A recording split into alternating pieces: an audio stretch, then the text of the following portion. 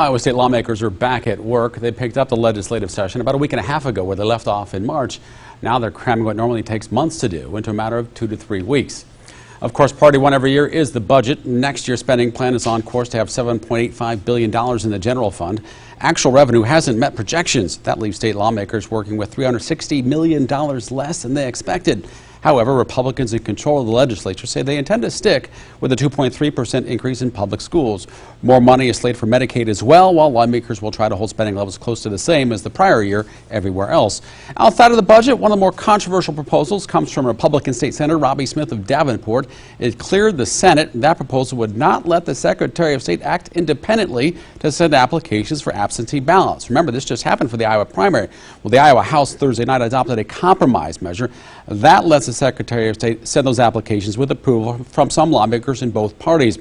The state saw record turnout for a primary of more than 500,000 ballots, 80% of those absentee. Democrats are screaming the more restrictive measure from the Senate is voter suppression. Leaders of the Black Lives Matter movement in Des Moines want lawmakers to take action in 5 areas. This is part of the growing pressure in light of George Floyd's death at the hands of police in Minneapolis. The movement calls on lawmakers to reject a proposal to legalize corporal punishment in public schools. Now, the House and Senate unanimously adopted the plan for a more perfect union. That proposal would specifically ban police chokeholds, make it illegal to rehire police officers once fired for misconduct, and enable the Attorney General to investigate police misconduct. Now, other items being pushed are to adopt legislation that decriminalizes marijuana, to end juvenile detention, and for Governor Kim Reynolds to issue an executive order that reinstates voting rights for felons who completed their punishment. That is a lot of work to do in a short amount of time. Republicans once again can have their way. They control the House, the Senate, and the governor's mansion. I spoke with State Representative Gary Moore of Bettendorf on Thursday about the shortened session. We start with the challenge of trying to get everything done so quickly. How challenging is the time pressure to compress what's required for the legislative session for what normally takes months into a matter of weeks? Well, it's difficult, Jim, but it's necessary. We were here through March 16th, as you know, and then because of the coronavirus, we vacated the Capitol for a few months, but now we're back to complete the business of the people. And our major priority right now is to get a budget bill passed for fiscal year 21, which we're planning to get done yet this week, sometime this week. Yeah, I know. We'll be presenting our House budget on the House floor probably tomorrow. How much consideration was there to doing the job remotely for a couple of months? Well, there was some discussion about that, but in the history of Iowa, at least in the recent last 100 years, we really hadn't had a need for to do it remotely. So we did have a lot of via the telephone, but we did not have any process in place to vote remotely, simply because there hadn't been a need for the last 100 years. So I think it's worked very well in light of the fact that we were gone for 2 months, 2.5 months, because the discussions continued, and now we come back after those discussions and try to enact legislation and complete our work for the year. What kind of financial blow does the state expect from the pandemic? What revenue questions need to be answered? That's a very good question. That's a question we've been watching, particularly as appropriations chair, for the last number of months. Iowa was in a very unique position in that everyone knows what happened to our economy in the last 3 months. But at least in Iowa, we came into this pandemic with roughly 10% of our budget in a savings accounts in the bank. And so we knew no matter what happened, we would be in a relatively good position. Our Revenue Estimating Council about 2 weeks ago met. They revised downward our projected income for the year, which we expected. And so we're basing our current budget off of those numbers, and we're presenting a very conservative budget. But because we've presented conservative budgets over the last number of years, we have money in the bank. The budget we're proposing to debate tomorrow on the House floor is conservative in the sense that we're proposing a status quo budget. The only areas that we're looking to increase funding for was to maintain our commitment to K through 12 schools, which we passed before we left in March, of increasing their funding 2.3%.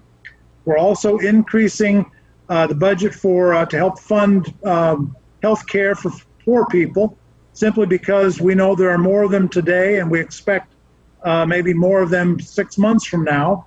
So our Medicaid expenses we've increased by $38 million, and we've also increased child care health care costs under our Hawkeye program $18 million. So between the K through 12 increase, which is the state general aid, an increase in transportation costs, an increase in our per pupil equity expenditures, which helps districts in our area, such as Davenport, those three expenses for K through 12 will increase our commitment to K through 12 schools roughly $100 million. So between those school district commitments, Medicaid commitments, child health care commitments, we expect to spend $160 million more dollars out of a roughly $7.8 billion budget. But everything else will be status quo and will be the same as it was last year.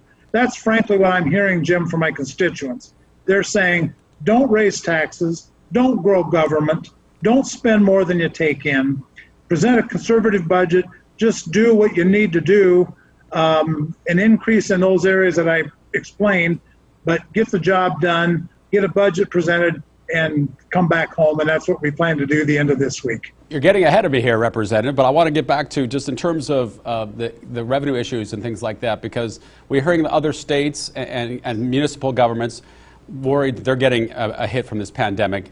Do you guys know yet how much help Iowa might need from the federal government, if any? Well, as you may know, and as your listeners may know, the federal government, the Congress, did appropriate money to the states, and Iowa received roughly $1.25 billion of that federal allocation. The Congress and the governor in Iowa we've given her great latitude on how to spend those dollars as a result of this pandemic, and we think she's done a good job at that. She has given money to community colleges, regional institutions, K through 12 schools to help deal with that. So in addition to the dollars that we're going to be appropriating, they have received and will continue to receive federal dollars from that federal $1.25 billion. Do you feel there's a need for more? Well, currently we have some of those $1.25 billion that have not been spent. I know the governor is beefing up the unemployment trust fund. I think she's doing a very good job in allocating those dollars, but we don't know. If we knew the answer to what the economy is going to do in the next 6 months, what the pandemic is going to do in the next 6 months, I'd much be better able to answer your question. I think it's kind of a wait and see. You've also heard where Congress has discussed the possible future passage of additional legislation to provide money for states and local governments, cities, counties. We don't know whether Congress is going to do that or not, but we are very confident that whether or not they do that, we have the financial cushion of money in the bank to let Iowans rest easy that the state of Iowa is fully prepared to deal with the expenses we need to deal with that are future and also for the coming year. That's why we've developed a very conservative budget, but we feel adequate budget. And with our savings, money in the bank, we feel very good about where Iowa is positioned at this time. Part of my conversation with Representative Gary Moore. Coming up, going after absentees, what the lawmaker thinks about the Republican proposal to restrict the Secretary of State's ability to help people vote by mail. For the record.